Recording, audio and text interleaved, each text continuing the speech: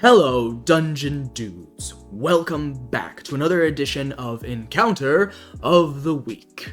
Today I bring you a personal favorite of mine and one of my new favorite demigods from the DLC. Of course, we only really got one new demigod from the DLC, but I mean that in terms of now that he's been added, I think he's probably one of my favorite demigods from Elden Ring in general. I still think Radahn is pretty cool, and I still think Melania is incredible, but Messmer, there's just something about him that is just so cool and menacing. And so, of course, I've already said his name.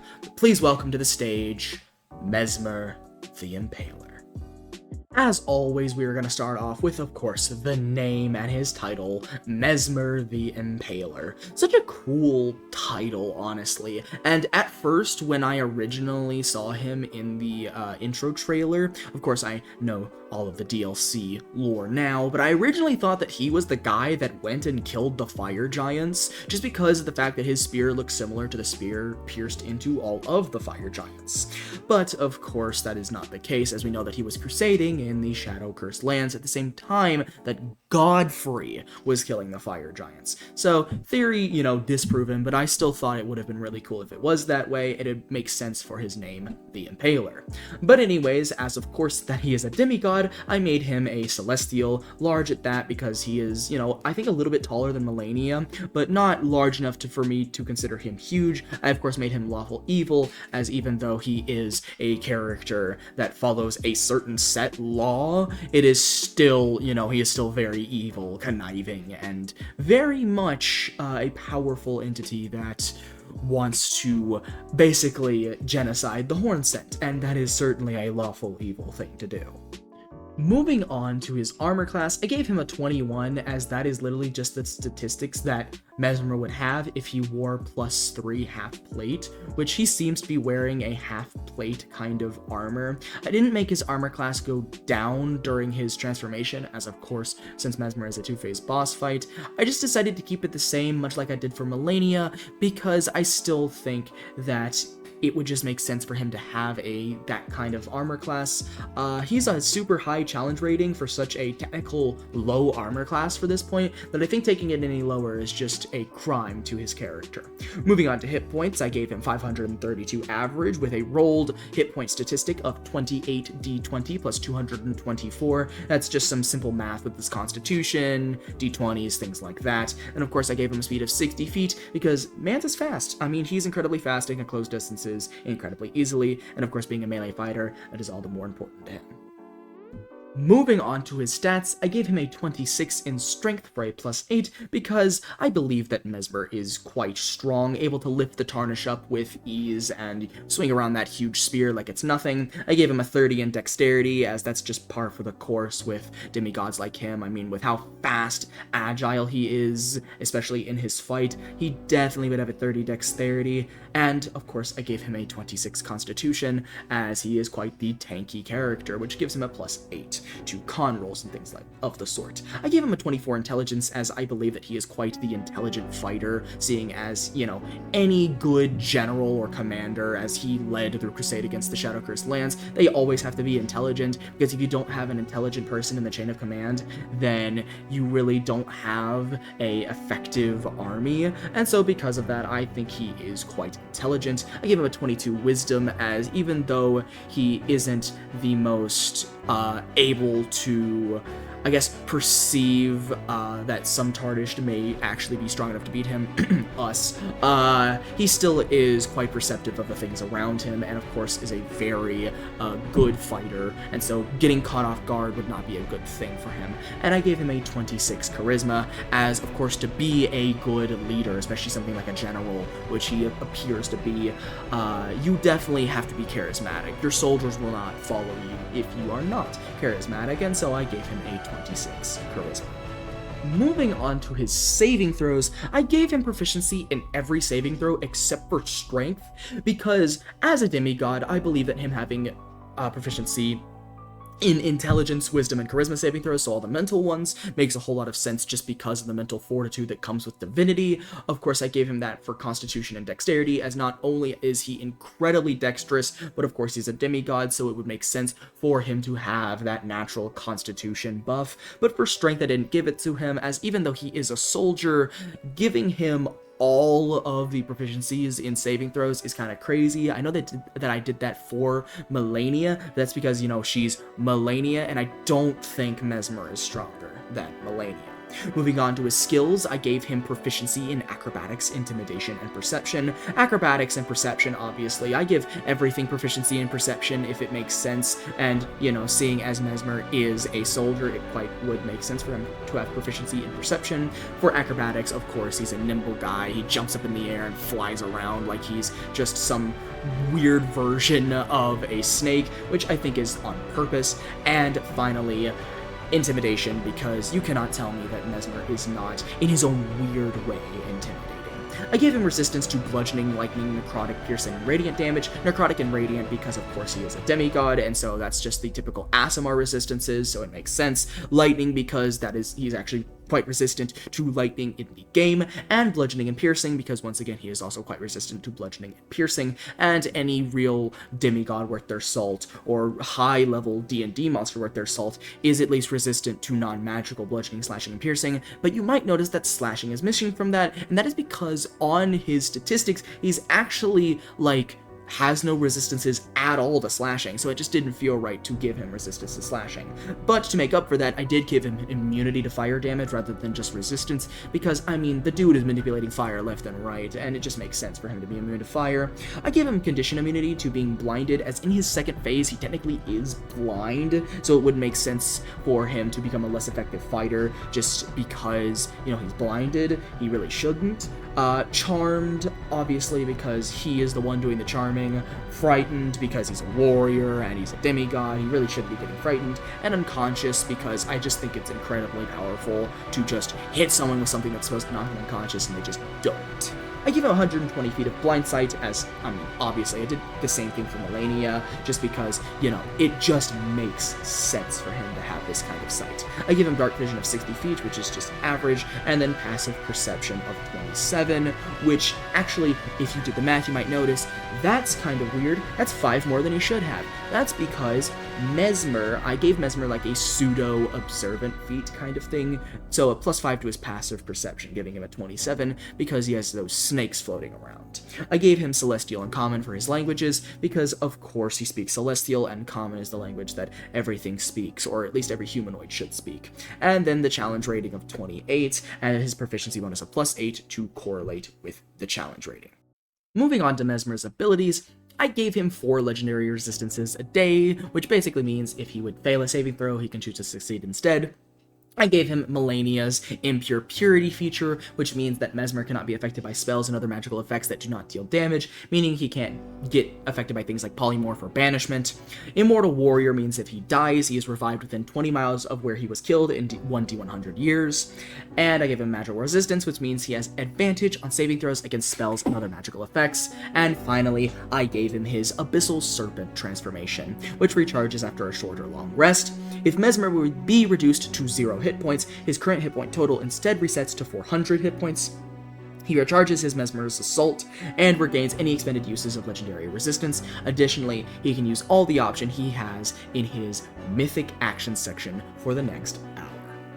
Moving on to Messmer's actions, Messmer has a multi-attack where he makes 2 Spear of the Impaler attacks, 1 sweeping slash attack, and 2 Messmer's fire attacks. The Spear of the Impaler is a melee weapon attack with a +21 to hit, a reach of 10 feet, and it is a single target attack. It does 20 damage, or 1d12 plus 13 piercing damage, and of course 4d8 or 20 fire damage on a hit. Now, in his Abyssal Serpent transformation only, if a creature is hit by the Serpent or the Spear of the Impaler attack, they take an additional 4d8 necrotic damage, or 20 necrotic damage. Sweeping Slash is also a melee weapon attack with a plus 21 to hit. It has a reach of 10 feet as well, but it can target 3 creatures. So basically he's slashing and hitting 3 creatures. This does 20 damage as well, or 1d12 plus 13 slashing damage on a hit, and 20 or 48 fire damage on a hit. And if he's in the Abyssal Serpent transformation, he also does the additional 20 or 48 necrotic damage on a hit. Messmer's Fire is a ranged weapon attack with a plus 16 to hit, a range of 60 feet or 120 feet at disadvantage, 1 target, so it's a single target attack, and does 28 or 48 plus 8 fire damage on a hit. This attack is always made at advantage, and so basically what that means is if it's within 60 feet, it will be made at advantage. If it's within 120 feet, obviously since that's long range, it would normally be made at disadvantage, but the advantage that's naturally given because this attack is always made at advantage cancels that out, meaning that this attack would just be made normally. And in his Abyssal Serpent form, he deals an extra 20 or 48 necrotic damage on top of the damage this already does. Finally, he has his Messmer's Assault ability, which recharges on a 5 or a 6, where Messmer jumps into the air, performing 2 sweeping slash attacks against enemies in range. So basically, he jumps up, and within 10 feet of him, 2 sweeping slash attacks get made. Then, in a spot within 60 feet of the first spot, Messmer takes 3 Spear of the Impaler attacks, so he jumps to a spot within 60 feet and makes 3 Spear of the Impaler attacks. Then, in a spot within 60 feet of the second spot, Messmer slams his spear into the ground, and spears shoot up around him in a 30-foot radius where he lands. All creatures except Messmer in this area must make a DC 26 Dexterity saving throw, taking 35 or 4d12 piercing damage and 20 or 48 fire damage, as well as getting knocked prone, and on a success, they take half damage and are not knocked prone.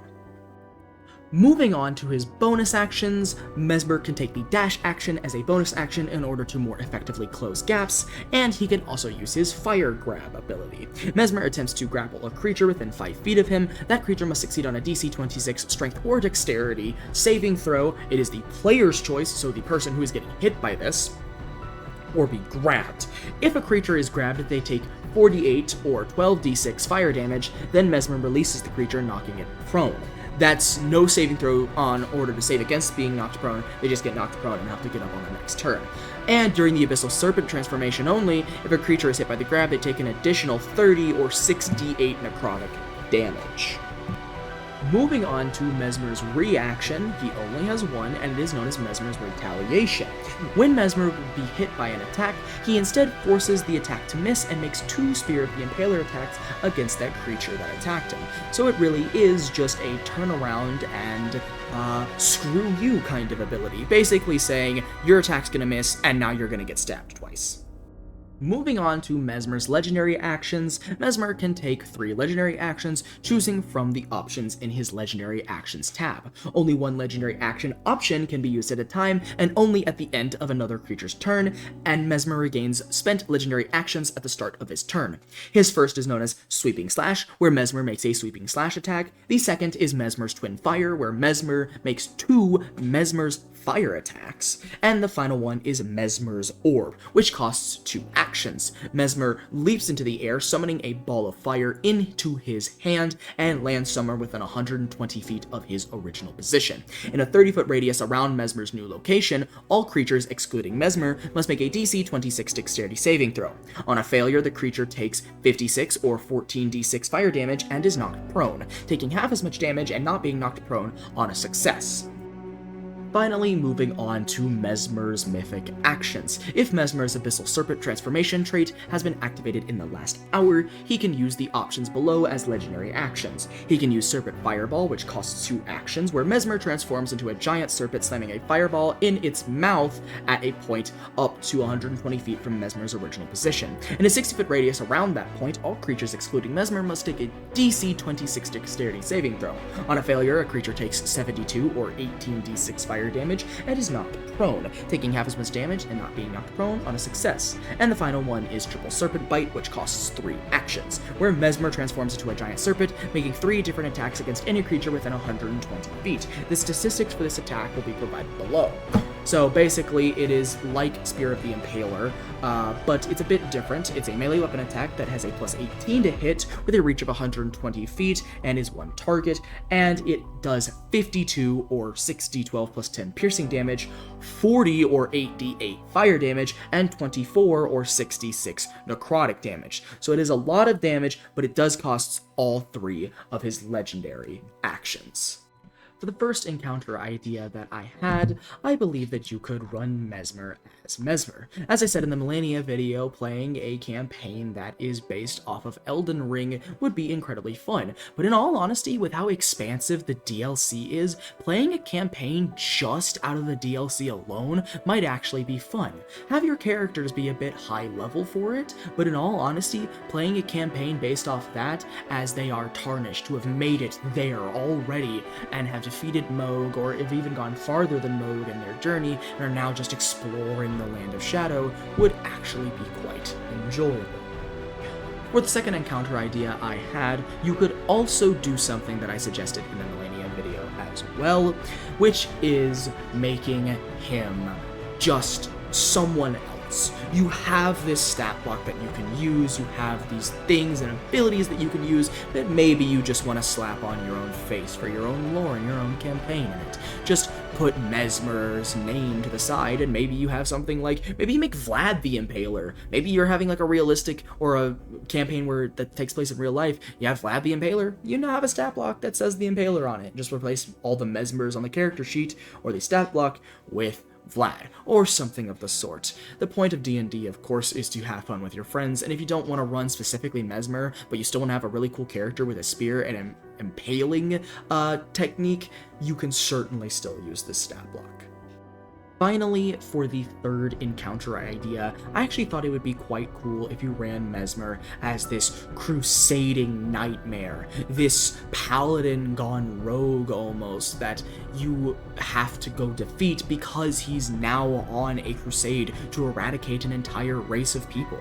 Maybe it's not the Hornsent in your campaign, maybe it's he's going to wipe out the Feywild for some reason, or something of the sort, and you are going to stop him because even though his cause was once noble and righteous, he now needs to be put down.